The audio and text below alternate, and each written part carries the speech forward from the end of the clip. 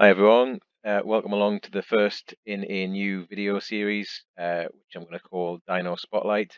In these videos, what I'm going to do is pick one dinosaur and do a bit of a detailed review on the role that dinosaur has within Jurassic World Alive, um, its move sets, what kind of dinos it does well against in the arena, where it does poorly, and whether it actually has a place or potential place in people's teams. So the first one that we're going to have a look at today is Alankylosaurus.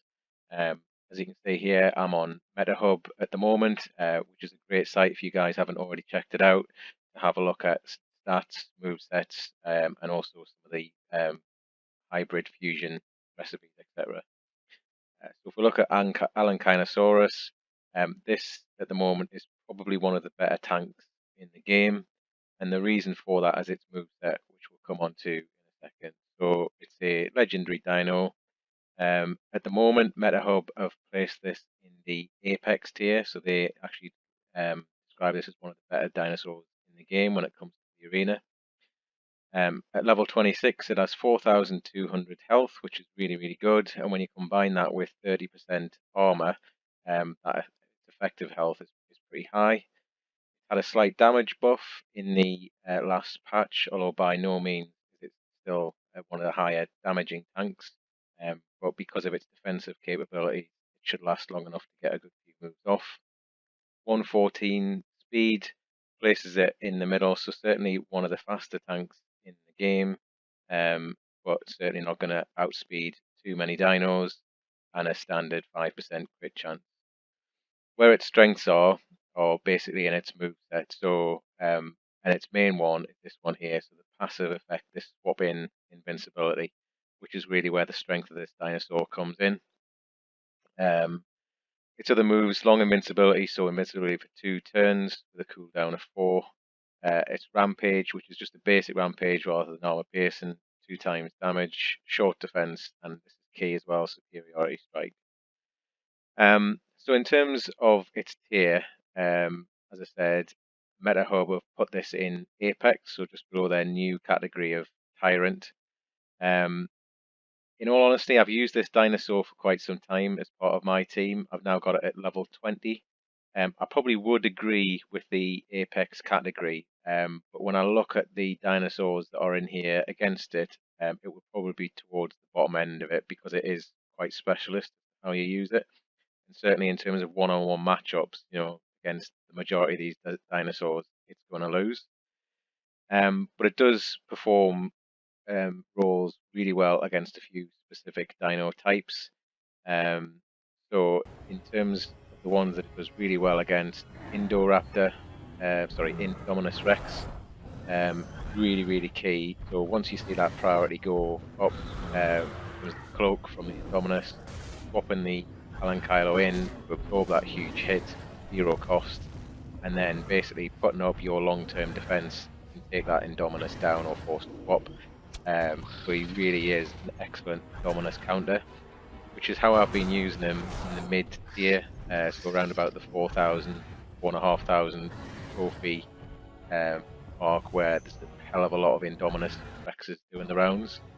Once you start getting above that level, you're starting to find that people drop Indominus from the team because you're not wanting to over level him beyond level 20, because he's obviously a key ingredient to Indoraptor, Earl Indominus.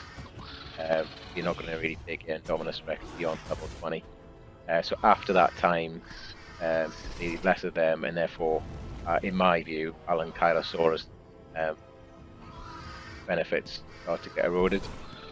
But he's not a one-trick pony.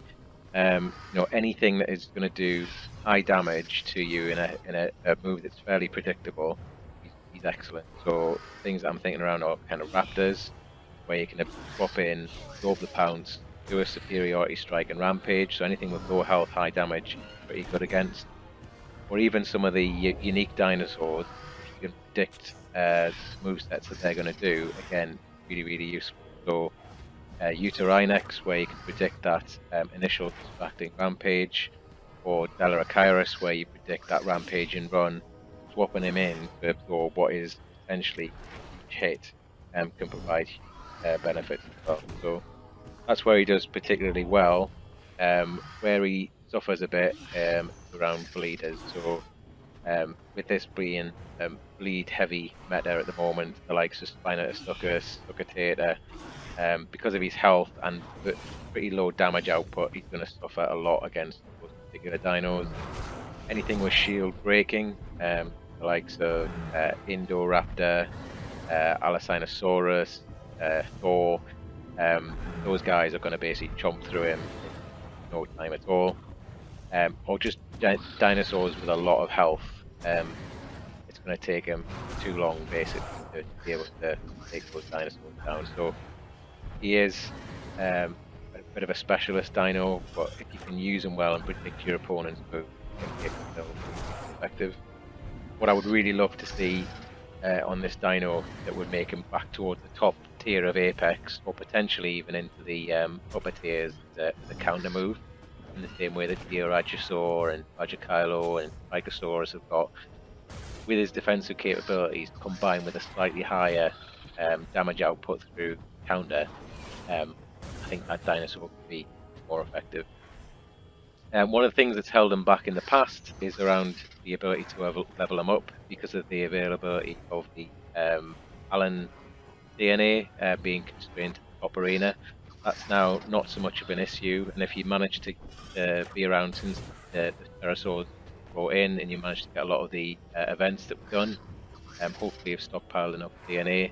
I've taken mine now to level 20, but probably won't go beyond that point, because in my view, I think this guy is one of the possibilities for Lydia to create a unique dinosaur in the future.